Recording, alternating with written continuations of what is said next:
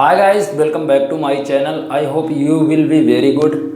आज की इस वीडियो में हम सीखने वाले हैं प्रकाश का परावर्तन एवं प्रकाश के लक्षण।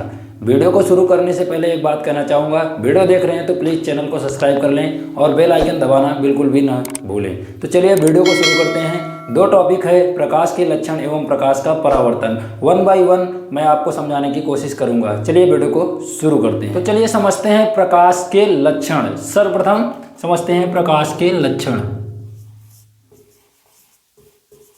प्रकाश के लक्षण, ठीक है, जिसकी वजह से हम समझ पाते हैं कि प्रकाश है, ठीक है, यानी कि properties of light, PROPERTIES, properties of light. समझते हैं प्रकाश के लक्षण। देखिए प्रकाश के लक्षण 7 होते हैं। वन बाय वन आपको हम बताते हैं। नंबर 1, प्रकाश जो होता है वो विद्युत चुंबकीय तरंगों के रूप में चलता है। समझेंगे, प्रकाश विद्युत चुंबकीय तरंगों के रूप में चलता है। चुंबकीय तरंगों के रूप में चलता है, रूप में चलता है। सेकंड नंबर समझेंगे। देखिए सेकंड जो होता है, निर्वात में, निर्वात बोले तो जहाँ पर वायु नहीं होती है, निर्वात में प्रकाश की चाल, निर्वात में प्रकाश की चाल 3 × 10⁸ मीटर सेकंड -1 होती है। समझेंगे, 3 × 10⁸ मीटर सेकेंड -1 होती है। समझ पा रहे हैं? देखिए मैं समझाने की कोशिश करता हूँ। ये हो गया, ठीक है। और तीसरा होता है प्रकाश सरल रेखा में गति करता है। प्रकाश यानी कि धीरे धीरे बढ़ता है। प्रकाश सरल रेखा में, मतलब जो मार्ग होता है उसमें धीरे धीरे जाता है। प्रकाश सरल रेखा में गति करता है, गति करता है। समझ पा रहे हैं? आगे चलते हैं, चौथा नंबर समझने की कोशिश करते हैं। आइए देख, चौथा जो है, ठोस तथा द्रव माध्यमों में प्रकाश का परावर्तन हो जाता है। देखिए ठोस तथा द्रव माध्यमों में प्रकाश का परावर्तन हो जाता है।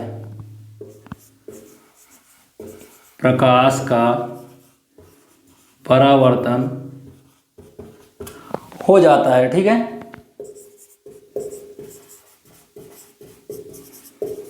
आइए समझते हैं पांचवा नंबर। पांचवा नंबर क्या होता है समझने की कोशिश करेंगे। देखिए प्रकाश, यदि प्रकाश एक पारदर्शक माध्यम से दूसरे पारदर्शक माध्यम में जाता है तो प्रकाश का अपवर्तनांक हो जाता है। क्या हो जाता है? अपवर्तन हो जाता है। समझने की कोशिश करेंगे।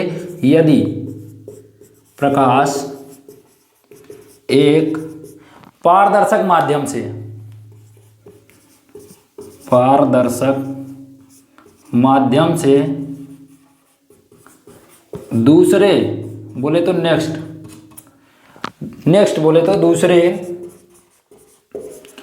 पारदर्शक माध्यम में जाता है तो उसका क्या हो जाता है? अपवर्तन हो जाता है। दूसरे पारदर्शक माध्यम में जाता है, माध्यम में जाता है तो उसका, ठीक है, उसका क्या हो जाता है? अपवर्तन हो जाता है, अपवर्तन हो जाता है। समझ पा रहे हैं? छठा नंबर समझते हैं। छठा नंबर क्या होता है कि जो दृश्य प्रकाश का तरंग दैर्ध्य होता है वो 3900 एंगस्ट्रॉन से 7800 एंगस्ट्रॉन होता है। समझने की कोशिश करते हैं। छठा होता है दृश्य प्रकाश तरंग दैर्ध्य 3900 एंगस्ट्रॉन से 7800 एंगस्ट्रॉन होता है। कितना? 7800 एंगस्ट्रॉन तक होता है। ठीक है, समझ पा रहे हैं। चलते हैं लास्ट और 7 टॉपिक पे। 7 नंबर होता है, आपको समझाने की कोशिश करेंगे। देखिए, प्रकाश तरंगों के लाक्षणिक, प्रकाश तरंगों के लाक्षणिक व्यक्तीकरण, विवर्तन एवं ध्रुवण प्रदर्शित करता है। व्यक्तीकरण यानी कि इंटरफेरेंस, ANTERFERENCE, और क्या, विवर्तन बोले तो डिफ्रैक्शन, DIFFRACTION, डिफ्रैक्शन, और ध्रुवण प्रदर्शित करता है। ठीक है, ध्रुवण प्रदर्शित करता है। ठीक है, ध्रुवण प्रदर्शित करता है। ये रहे प्रकाश के आपके लक्षण। चलते हैं प्रकाश का परावर्तन। आइए आगे समझते हैं प्रकाश का परावर्तन। Reflection of light, reflection of light.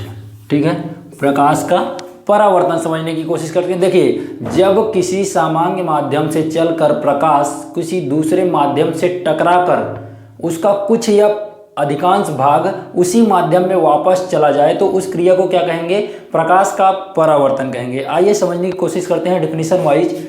जब, देखिए समझते हैं, जब प्रकाश किसी सामान्य माध्यम से चलकर, सामान्य माध्यम से चलकर दूसरे माध्यम से टकराकर, ठीक है, दूसरे माध्यम से टकराकर, ठीक है, उसका कुछ भाग या फिर अधिकांश भाग या तो संपूर्ण भाग, उसका कुछ या संपूर्ण भाग, ठीक है, संपूर्ण भाग उसी माध्यम से उसी माध्यम में क्या हो जाए, लौट जाए या फिर वापस हो जाए, लौट जाए, तो वह क्रिया क्या कहलाएगी, प्रकाश का परावर्तन कहलाएगी। प्रकाश का परावर्तन कहलाती है। ठीक है, समझने की कोशिश करते हैं। देखिए, सपोज कीजिए कि जिस माध्यम से ये यहाँ से प्रकाश आ रहा है, यहाँ से प्रकाश आके यहाँ पे एक पदार्थ है या फिर दर्पण मान लीजिए M1 M2, ठीक है, M1 M2 मान लीजिए दर्पण, और यहाँ से क्या हो रहा है, प्रकाश की किरणें आ रही हैं। ये तो वायु से आ रही हैं, ठीक है, ये पारदर्शक से होके आ रही हैं और दूसरे तल में टकरा रही हैं, जो कि ये समतल दर्पण है या कोई भी वस्तु मान लेते हैं जो कि चिकनी हुई है। ठीक है, यहाँ से जब प्रकाश आ रहा है तो इसका परावर्तन होता है, परावर्तन ऐसे चला जाएगा। ठीक है, या तो आप समझेंगे ये जो परावर्तन होता है जैसे कि उसी माध्यम में वापस जाती है, यानी कि वायु से आ रही है और वायु में ही जा रही है। इसका मतलब ये नहीं कि यहाँ से आ रही तो यहीं पे जाएगी, यहाँ से आ रही है तो वायु में, यानी कि वायु से आ रही है और वायु में ही परावर्तित हो जा रही है। तो इसका जो, ये मान लीजिए B मान लेते हैं इसको, ये जो किरण है परावर्तित किरण, ठीक है, इसको बोलेंगे परावर्तित, इसको बोलेंगे आपतित। समझ रहे, यदि हम ये दोनों बिंदु जहाँ पे है इसके शीर्ष लंब खींचते हैं, क्या खींचते हैं, शीर्ष लंब खींचते हैं, ये नीचे नहीं रहेगा, मान लीजिए शीर्ष लंब खींचते हैं, इसको n मान लेते हैं, ठीक है, n मान लेते हैं। अगर हम शीर्ष लंब खींचते हैं, ठीक है, इसको बोलते हैं अभिलंब। इन दोनों रेखाओं के बीच के शीर्ष खींचेंगे तो इसको अभिलंब बोलते हैं। और समझते हैं, देखिए मान लीजिए ये एक किरण है, ठीक है, देखिए इस चित्र के अनुसार समझने की कोशिश करेंगे। ये मैंने चित्र बना के रखा है, इसमें समझेंगे पहला क्या होगा, समतल दर्पण, समतल दर्पण, ठीक है, क्या है M1 और M2 है। ठीक है, M1 M2 क्या है, समतल दर्पण है। अब यहाँ पे दूसरा समझेंगे A और C। AC क्या है, आपतित किरण है, आपतित किरण। ठीक है, और तीसरा समझेंगे C और B क्या है, क्या है, परावर्तित किरण, परावर्तित किरण। ठीक है, अब और C और N क्या समझेंगे, यदि हम इसके बीच में शीर्ष लंब डालते हैं तो इसको क्या बोलते हैं, अभिलंब बोलते हैं। समझने की कोशिश करेंगे, अभिलंब बोलेंगे। इसको क्या रखेंगे, यदि हम चौथा समझ लेते हैं, यहाँ पे C और N क्या होगा, अभिलंब, अभिलंब। अब समझिए, यहाँ पे जो अभिलंब से इस दोनों के बीच में कोण बनेगा, ठीक है, यानी कि AN, अभिलंब के बीच से जो दोनों कोण बढ़ेगा वो दोनों कोण आपस में क्या होंगे, बराबर होंगे। और इनको कहा क्या जाएगा, समझने की कोशिश करें, इनको कहेंगे ये आपतन कोण होंगे, ये परावर्तन, क्योंकि ये आपतित किरण है और ये परावर्तित किरण है। दो पांचवा समझने की, अभिलंब से बनने वाले कोणों को हम क्या कहेंगे, कोणों को आपतन कोण एवं क्या कहेंगे, परावर्तन कोण कहेंगे, परावर्तन कोण कहते हैं। समझ पा रहे हैं, उम्मीद है आप सब समझ में आएंगे। आइए इसके नियम समझते हैं। रिफ्लेक्शन ऑफ लाइट के दो नियम होते हैं, आइए आगे बताते हैं। देखिए, इसके दो नियम होते हैं, रूल। ठीक है, रूल होते हैं, नंबर 1, ये जो आपतित किरण और परावर्तित किरण एवं अभिलंब, ये जो है M1 M2 के जो दर्पण है उसके एक ही बिंदु पर मेल होती है। यानी कि आपतित किरण परावर्तित किरण एवं अभिलंब तीनों दर्पण के एक ही तल में स्थित होते हैं या फिर एक ही तल में रहते हैं। दर्पण के एक ही तल में स्थित होते हैं, ठीक है, या एक ही बिंदु से मिलते हैं।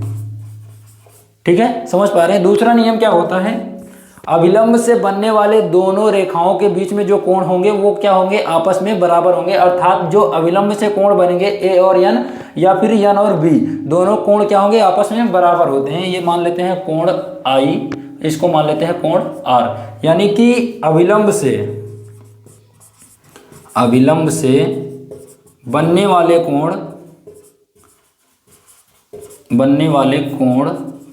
कोण I और कोण R दोनों आपस में क्या होंगे, बराबर होंगे। कोण I एवं कोण R आपस में बराबर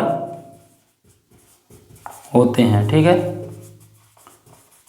उम्मीद है आप सबको समझ में आया होगा। ये रहा प्रकाश का परावर्तन, उसके नियम एवं प्रकाश के लक्षण, जो मैंने तीनों टॉपिक इसमें समझा दिए। उम्मीद है आप सबको समझ में आया है। वीडियो को लाइक करें, चैनल को सब्सक्राइब करें अच्छा लगे तो। अगर डिसलाइक करें, कोई कमी निकलती है तो आप हमें ज़रूर बता सकते हैं, कमेंट में ज़रूर कमेंट करें। चलिए वीडियो को आज के लिए यहीं तक।